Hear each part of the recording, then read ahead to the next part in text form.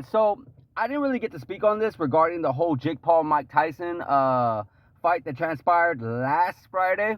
Um, there really wasn't a whole lot to speak about it. It wasn't obviously the world's greatest fight. It wasn't even the world's best fight. It was nothing. It was a complete big waste of time for us fight fans. But at the end of the day, the only reason why I didn't really speak on it, that's one of the reasons, but also because of the fact that, you know, we all knew it was going to be like that. We all knew that it wasn't going to be anything that was going to be spectacular. We all knew, we were kind of curious if Mike Tyson could possibly do it at 58 years old, if Mike Tyson could possibly knock out Jake Paul. But at the end of the day, it just, no, it was nothing that was going to be something super interesting. It was more curious. It was more like, you know what?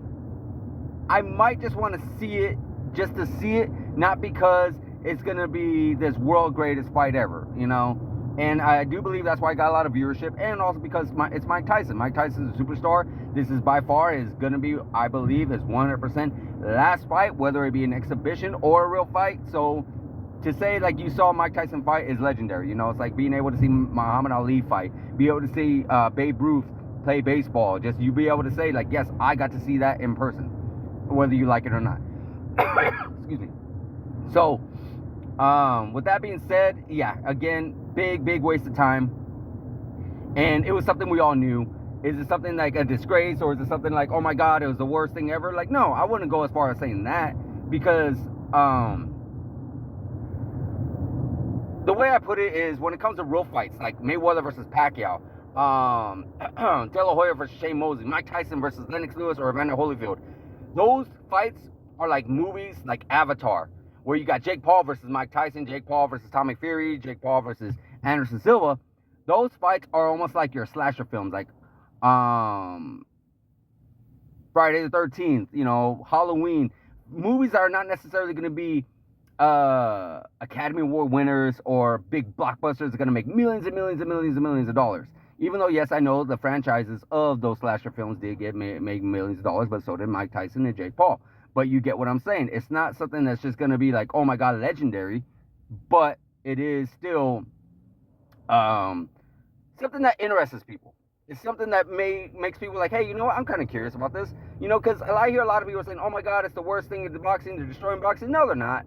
You know, there's a little bit for everyone. There's something for everybody. You know, some of us, there's actually fighters out there, or excuse me, fans out there that love the craft and the artwork of boxing.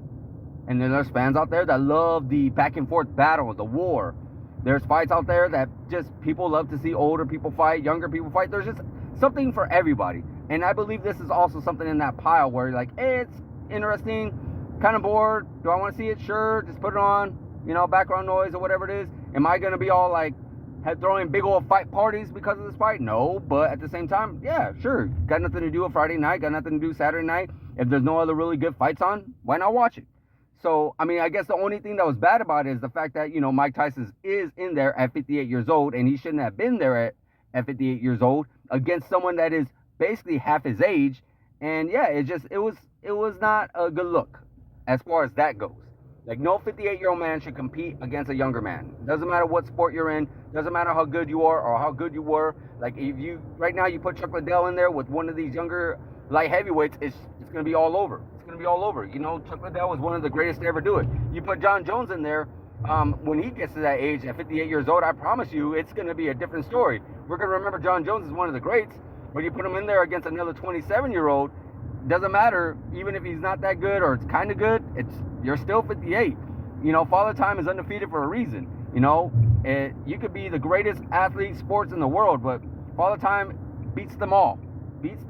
Taps you on the shoulder and says, hey, your legs are not going to be the same. Your back's not going to be the same. Your body's not going to be the same. Your mind's not going to be the same. Everything's not going to be the same. You're not going to move the same. You're not going to be as fast. You're not going to be as quick. Nothing is the same anymore. So, time to move on. So, and that's what happened with Mike Tyson. You know, it's unfortunate. We all get to that point sometime in our lives, but it is what it is. Now, as far as Jake Paul goes, what does he do next? You know, he's already talking about calling out Conor McGregor in an MMA fight. He's talking about Canelo Alvarez. I feel like those are all wrong moves. He needs to continue to stay in his lane as far as boxing goes, because I've talked about this prior to these videos, or prior to my conversations regarding Jake Paul, that if he wants to be a champion, he needs to fight actual boxers, and boxers at his actual weight, boxers that are at his age. And he already did that one time, and that was against Tommy Fury. Tommy Fury is an actual boxer, has an actual record. Sure, it may not be the greatest record in the world, but it's still a record. Where some of these other guys out there don't really got a record, don't really got much to back themselves on. But that's what Jake Paul needs to do if he ever wants to be champion. And if he ever does, he needs to fight heavier, not lighter. Canelo Alvarez was a 154-pounder one time, fought at light heavyweight.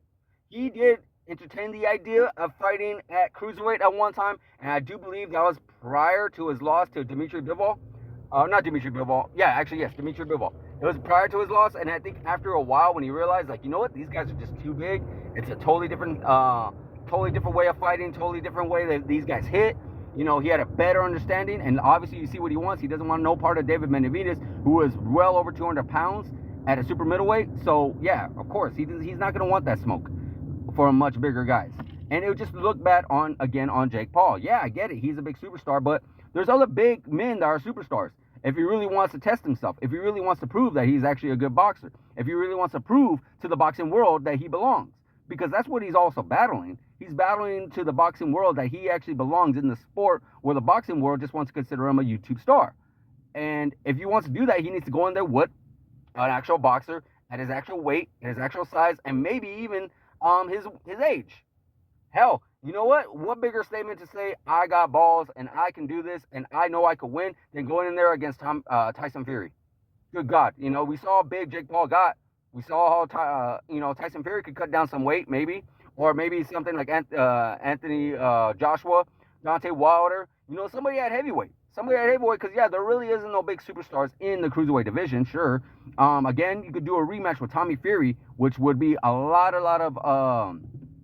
which make a lot of people, not a lot of people, excuse me, would put in a lot of views as YouTubers, because we know, like, Tommy Fury isn't a superstar in boxing, but he is a superstar in the